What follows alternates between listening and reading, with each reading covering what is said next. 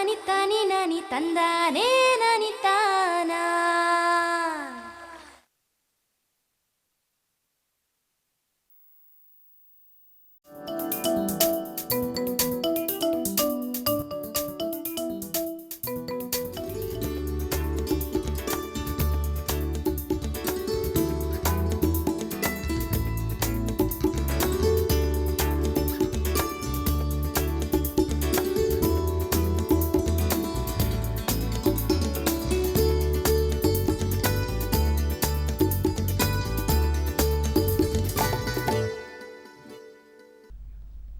ನಮಸ್ಕಾರ ರೈತ ಬಾಂಧವರೇ, ಕೃಷಿ ದರ್ಶನದ ಕೃಷಿ ವಾರ್ತೆಗೆ ತಮಗೆಲ್ಲರಿಗೂ ಹಾರ್ದಿಕ ಸ್ವಾಗತ.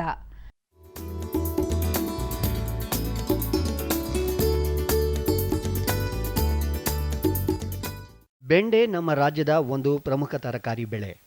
ಹೆಸರುಘಟ್ಟದಲ್ಲಿರುವ ಭಾರತೀಯ ತೋಟಗಾರಿಕಾ ಸಂಶೋಧನಾ ಸಂಸ್ಥೆಯು ಬೆಂಡೆಯಲ್ಲಿ ಅರ್ಕಾ ನಿಕಿತಾ ಎನ್ನುವ ಸಂಕರಣ ತಳಿಯನ್ನು ಅಭಿವೃದ್ಧಿಪಡಿಸಿದ್ದಾರೆ. ಇದರಲ್ಲಿ ನಾರು ಹಾಗೂ ಅಯೋಡಿನ್ ಅಂಶ ಹೆಚ್ಚಾಗಿದ್ದು, ಇದು ನಂಜು ರೋಗಕ್ಕೆ ಸಹಿಷ್ಣುತೆಯನ್ನು ಪಡೆದುಕೊಂಡಿದೆ. ಎಲ್ಲ ಕಾಲದಲ್ಲಿಯೂ ಬೆಳೆಯಬಹುದಾದ ಈ ತಳಿ ಹೆಕ್ಟೇರಿಗೆ 23ರಿಂದ 24 ಟನ್ ಇಳುವರಿಯನ್ನು ನೀಡುತ್ತದೆ ಎನ್ನುತ್ತಾರೆ ತಜ್ಞರು. ಇದು ಏನೋ ಒಂದು ಮುಖ್ಯ ಅಂಶ ಅಂದರೆ ಇದು ಇಳುವರಿ 23ರಿಂದ 24 ಟನ್ಗೆ ಇಳುವರಿ ಸಿಗುತ್ತೆ. ಇದು ಕಾಯಿ ಹಸಿರಾಗಿರುತ್ತೆ, ಹಸಿರು ಬಣ್ಣ ಕಾಯಿ, ಮತ್ತು ಇದು ಕಾಯಿ 10-12 ಸೆಂಟಿಮೀಟ್ರ್ ಉದ್ದ ಇರುತ್ತೆ, 1.5 ಸೆಂಟಿಮೀಟ್ರ್ ಅಗಲ ಇರುತ್ತೆ. ಆಮೇಲೆ ಇದು ಏನಂದರೆ ನಾರು ಸತ್ತು ಜಾಸ್ತಿ ಇರುತ್ತೆ.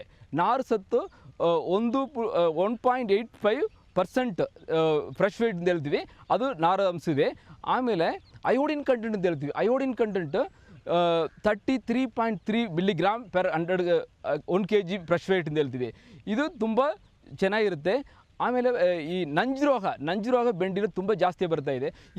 ಈ ತಳಿ, ಈ ಸಂಗ್ರಹಣ ತಳಿ ಸ್ವಲ್ಪ ನಂಜು ರೋಗ ಟಾಲರೆನ್ಸ್ ಇರುತ್ತೆ. ಇದು ಹಿಂಗಾರು, ಮುಂಗಾರು ಮತ್ತು ಬೇಸಿಗೆಗಾಲಕ್ಕೂ 3 ಸೀಸನ್ಗೂ ಇದು ಬೆಳೆಯೋದಕ್ಕಾಗುತ್ತೆ. ಹಸಿರು ಗಡ್ಡೆ ಇರುತ್ತೆ, ಹಸಿರು ಕಾಯಿ ಇರುತ್ತೆ. ಬೀಜ ಉಣಿ 43-49 ದಿವಸ ಫಸ್ಟ್ ಕೊಯ್ಲಿಗೆ ಬರುತ್ತೆ. ಕೊಯ್ಲು ಶುರುವಾಗಿ 52-53 ದಿವಸದಲ್ಲೇ ಫಸ್ಟ್ ಕೊಯ್ಲು ನೀವು ಮಾಡಿದ ಮೇಲೆ ಒಂದು 25-30 ಕೊಯ್ಲು ಮಾಡೋದಕ್ಕಾಗುತ್ತೆ. ಇದು ಟೋಟಲ 23-24 ಟನ್ ಇಳುವರಿ ಸಿಗುತ್ತೆ, ಹೆಕ್ಟರ್ಗೆ ಇಳುವರಿ ಸಿಗುತ್ತೆ. ಇದು ಒಂದು ಇನ್ನೂ ಅಡ್ವಾಂಟೇಜ್ ಏನಂದರೆ, ಇದು ಉತ್ಪಾದನೆ ಮಾಡೋದಕ್ಕೆ ತುಂಬ ಸುಲಭ ಆಗುತ್ತೆ, ಈಸಿ ಆಗುತ್ತೆ ರೈತರಿಗೂ. ಮತ್ತು ಇದು ನಮ್ಮ ಭಾರತೀಯ ತೋಟಗಾರಿಕೆ ಸಂಶೋಧನಾ ಕೇಂದ್ರದಲ್ಲೇ ಬೀಜ ಸಿಗುತ್ತೆ. ಮುಂದೆ ನಾವು ಬಿಡುಗಡೆ ಮಾಡಿರೋ ತಳಿ ಅರ್ಕಾ ನಮಿಕ್ ಅಂತ ಹೇಳಿದ್ವಿ, ಅದಕ್ಕೆ ಕಂಪೇರ್ ಮಾಡಿದರೆ 4-5 ಟನ್ನು ಇಳುವರಿ ಜಾಸ್ತಿ ಸಿಗುತ್ತೆ.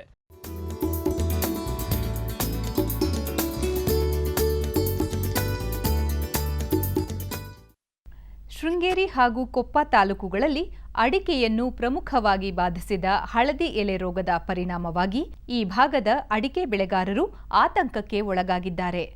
ಮೂಲತಃ ಅಡಿಕೆ ಬೆಳೆಗಾರರಾದ ಕೊಪ್ಪ ತಾಲೂಕು ಗುಡ್ಡೆತೋಟ ಗ್ರಾಮದ ಪ್ರಗತಿಪರ ಆವಿಷ್ಕಾರಿ ಹಾಗೂ ಕ್ರಿಯಾಶೀಲ ಕೃಷಿಕ ಎಎಲ್ ಪ್ರಭಾಕರ್ ಅವರು ಈ ಗಂಭೀರ ಸಮಸ್ಯೆಗೆ ಕಳೆದ 10 ವರ್ಷಗಳಿಂದ ನಿರಂತರ ಅಧ್ಯಯನ ನಡೆಸಿ ಹಾಗೂ ವಿಜ್ಞಾನಿಗಳನ್ನು ಸಂಪರ್ಕಿಸಿ ಪರಿಹಾರವನ್ನು ಕಂಡುಹಿಡಿಯುವಲ್ಲಿ ಯಶಸ್ವಿಯಾಗಿದ್ದಾರೆ. ಹಲವು ರೋಗಗಳ ನಿರ್ವಹಣೆಗೆ ರಾಮಬಾಣವಾದ ನ್ಯಾನೋ ತಾಂತ್ರಿಕತೆಯನ್ನು ಅಳವಡಿಸಿಕೊಂಡಿರುವ ಇವರು ಮಣ್ಣಿನ ಉಷ್ಣತೆಯನ್ನು ಅಳೆಯಲು ಉಪಕರಣವೊಂದನ್ನು ಸಹ ಅಭಿವೃದ್ಧಿಪಡಿಸಿದ್ದಾರೆ. ಅನೇಕ ಪ್ರಶಸ್ತಿ ಪುರಸ್ಕಾರಗಳಿಗೆ ಭಾಜನರಾಗಿರುವ ಎಎಲ್ ಪ್ರಭಾಕರ್ ಅವರಿಗೆ ಇತ್ತೀಚೆಗೆ 2016ನೇ ಸಾಲಿನ ಕೃಷಿ ಪಂಡಿತ್ ಪ್ರಶಸ್ತಿ ನೀಡಿ ಗೌರವಿಸಲಾಯಿತು.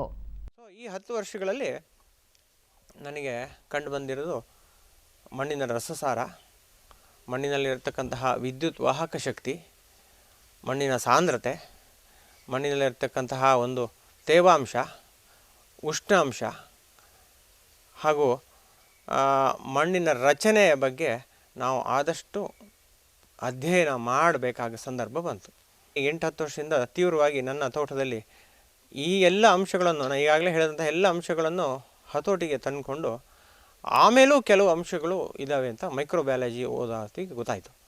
ಮಣ್ಣಿನಲ್ಲಿ ವೈರಲ್ ಇನ್ಫೆಕ್ಷನ್ನು, ನೆಮಟೋಡ್ಸು ಅಲ್ಲಿ ಉದ್ಭವ ಆಗಿ ಹಾಗೂ ಅಲ್ಲಿ ಒಂದು ಸಾಂದ್ರತೆ ಅವ ಒಂದು ಸಂತತಿ ಜಾಸ್ತಿಯಾಗಿರೋದು ಕಂಡು ಬಂತು. ಸೊ ವಿಶೇಷವಾಗಿ ಇದರ ಕಡೆ ಗಮನ ಕೊಟ್ಟಾಗ ಒಂದು 2-3 ವರ್ಷದಲ್ಲಿ ನನ್ನ ತೋಟದಲ್ಲಿರುವಂಥ ಹಳದಿ ಎಲೆ ಆಗಿರ್ತಕ್ಕಂತಹ ಮರಗಳು ಹಸಿರುಗೆ ತಿರುಗುವಂತಹ ಅಂಶ ಕಂಡು ಬಂತು. ಆವಾಗ ನನಗೆ ಪುಷ್ಟಿ ದೊರಕಿತು. ಯಾವ ರೀತಿ ಅದನ್ನು ಕಂಟ್ರೋಲ್ ಮಾಡಿದೆ ಅಂದರೆ, ಮಣ್ಣಿನಲ್ಲಿ ಆದಷ್ಟು ಸಾವಯವ ಗೊಬ್ಬರಗಳನ್ನು ಬಳಸುವಂಥದ್ದು, ಕೆಮಿಕಲ್ ಮೆನ್ಯೂರ್ನ ಯೂಸ್ ಮಾಡ್ದಲೇ ವಾಟರ್ ಸಾಲ್ಯುಬಲ್ ಕೆಮಿಕಲ್ನ ಒಂದು 20% ಯೂಸ್ ಮಾಡ್ತಾ ಬಂದು ನಿಧಾನಕ್ಕೆ ಅದನ್ನು ಸಾವಯವ ಗೊಬ್ಬರಕ್ಕೆ ಕನ್ವರ್ಟ್ ಮಾಡುವಂಥದ್ದು. ಆಮೇಲೆ ಮುಖ್ಯವಾಗಿ ಮಣ್ಣಿನಲ್ಲಿ ಈಗಾಗಲೇ ಹಾನಿಯಾಗಿದೆ, ಅದರಲ್ಲಿ ರೋಗ ನಿರೋಧಕ ಶಕ್ತಿ ತುಂಬ ಕಮ್ಮಿಯಾಗಿದೆ. ಅದನ್ನು ನಾವು ರೋಗ ನಿರೋಧಕ ಶಕ್ತಿ ಬರೋ ಹಾಗೆ ಮಾಡೋದಕ್ಕೆ ಸಾಯಿಲ್ನ ಸ್ಟರ್ಲೈಸ್ ಮಾಡಬೇಕಾದ ಸಂದರ್ಭ ಬಂತು. ಅದು ಈಗ 4-5 ವರ್ಷಗಳಿಂದ ಈ ವಿಧಾನಗಳನ್ನು ನಾನು ಮಣ್ಣಿನಲ್ಲಿ ಉಂಟು ಮಾಡಿ ಮಣ್ಣಿನ ರೋಗ ನಿರೋಧಕ ಶಕ್ತಿಯನ್ನು ಜಾಸ್ತಿ ಮಾಡುವುದರಲ್ಲಿ ನಾನು ಸಫಲನಾಗಿದ್ದೇನೆ. ಸೊ ಆದ ಕಾರಣ ಯಾವ ಅಡಿಕೆ ಮರಗಳು ಹಳದಿ ರೋಗಕ್ಕೆ ತಿರುಗಿದ್ವೋ ಅವು ಹಸಿರಾಯಿತು, ಹೆಲ್ತಿ ಆಗ್ತಾ ಬಂತು. ಆಮೇಲೆ ಕ್ರಮೇಣ ಕೊನೆಗಳು ಗೋಚರಿಸ್ತಾ ಬಂದು ಫಸಲಿನಲ್ಲಿ ಗಣನೀಯವಾಗಿ ಏರಿಕೆ ಬಂತು. ಸೊ ಈಗಾಗಲೇ 12 ವರ್ಷದಿಂದ ಬಾಧಿಸ್ತಿದ್ರು. ಈಗ 4-5 ವರ್ಷದಿಂದ ಈ ಎಕರೆವಾರು 75,000ದಿಂದ 1 ಲಕ್ಷಕ್ಕೆ ಉತ್ಪತ್ತಿ ತಗೋದಂತಹ ಜಾಗದಲ್ಲಿ ಈಗ ಸಾಮಾನ್ಯ 3ರಿಂದ 4 ಲಕ್ಷ ರೂಪಾಯಿ ಅಡಿಕೆ ಒಂದರಲ್ಲೇ ನಾವು ತೆಗಿಬೋದಂಥ ಸಂದರ್ಭ ಬಂತು. ಅಯಾನಿಕ್ ಮೆಥಡ್ ಅಂತ ಅಂದರೆ ಕೇವಲ ಮಣ್ಣಿನಲ್ಲಿ ಅಯಾನ್ ಪಾಸ್ ಆಗುತ್ತೆ. ಈಗ ಏನು ವಿದ್ಯುತ್ ವಾಹಕ ಶಕ್ತಿ ಅಂತ ಏನು ಈಗಾಗಲೇ ಮಣ್ಣಿನಲ್ಲಿ ಇರ್ತದೆ, ಆ ಒಂದು ವಿದ್ಯುತ್ ವಾಹಕ ಶಕ್ತಿಗಳನ್ನು ಏರಿಳಿತಗಳನ್ನು ಮಾಡುವುದರಿಂದಲೇ ನಾವು ಕೆಲವಾರು ರೋಗಗಳನ್ನು ಕಂಟ್ರೋಲಿಗೆ ತರಬಹುದು ಅನ್ನೋದು ನನಗೆ ಈಗ ವೇದ್ಯವಾಗಿದೆ. ಅದು ಈ ಭಾರತ ದೇಶಕ್ಕೆ ಒಂದು ಅತ್ಯಾಧುನಿಕ ಪ್ರಯೋಗ ಅಂತಲೇ ಹೇಳ್ಬೋದು. ಇದ್ರ ಬಗ್ಗೆ ಇನ್ನೂ ಅಧ್ಯಯನ ನಡೀತಾ ಇದೆ, ಇದೇನು ಅಂತಿಮ ಅಲ್ಲ. ಅದನ್ನು ನಾನು ಈಗ ನನ್ನ ತೋಟಗಳಲ್ಲಿ ಕೆಲವಾರು ಮರಗಳಿಗೆ ಮಾತ್ರ ಮಾಡಿ ಪ್ರಯೋಗಗಳನ್ನು ಮಾಡ್ತಾಯಿದ್ದೇನೆ. ಮಣ್ಣಿನಲ್ಲಿ ನಾವು ಬೇಸಿಗೆಯಲ್ಲಿ ಉಷ್ಣತೆ ಹೆಚ್ಚಾಗೋದನ್ನು ನಾವು ಕಂಟ್ರೋಲ್ ಮಾಡಬೇಕಾಗ್ತದೆ. ಅದಕ್ಕೆ ನನ್ನ ತೋಟದಲ್ಲಿ ಒಂದು ಉಪಕರಣವನ್ನು ಮಾಡಿದ್ದೀನಿ. ಅದು 36 ಡಿಗ್ರಿಗಿಂತ ಜಾಸ್ತಿ ಟೆಂಪ್ರೇಚರ್ ಅಟ್ಮಾಸ್ಫಿಯರಲ್ಲಾಗಲಿ ಅಥವಾ 26 ಡಿಗ್ರಿ ಟೆಂಪ್ರೇಚರು ಮಣ್ಣಿನ ಒಳಗೆ ಆಗಲಿ, ಅದಕ್ಕಿಂತ ಜಾಸ್ತಿ ಆದ ಕೂಡಲೇ ಅದು ತನ್ನಿಂತಾನೇ ಸೈರನ್ ಆಗ್ತದೆ. ಆ ತಕ್ಷಣ ನಾವು ಆ ಸ್ಪ್ರಿಂಕ್ಲರು ಆನ್ ಆಗ್ತದೆ. ಹಾಗೆ ಶೀತ ವಾತಾವರಣ ಮಳೆಗಾಲದಲ್ಲೂ ಹಾಗೆ ಅತಿ ಶೀತವಾಗೋದು ನಮಗೆ ಗೋಚರವಾಗ್ತದೆ. ಮಳೆಗಾಲದಲ್ಲಿ ಬಸಿ ಕಾಲುವೆಗಳನ್ನು ಆಳವಾಗಿ ನಿರ್ವಹಣೆ ಮಾಡುವಂಥದ್ದು ಅತಿ ಮುಖ್ಯ. ಈ ಒಂದು ಅಂಶಗಳನ್ನೆಲ್ಲ ಗಮನ ಇಟ್ಟುಕೊಂಡ್ರೆ ನಾವು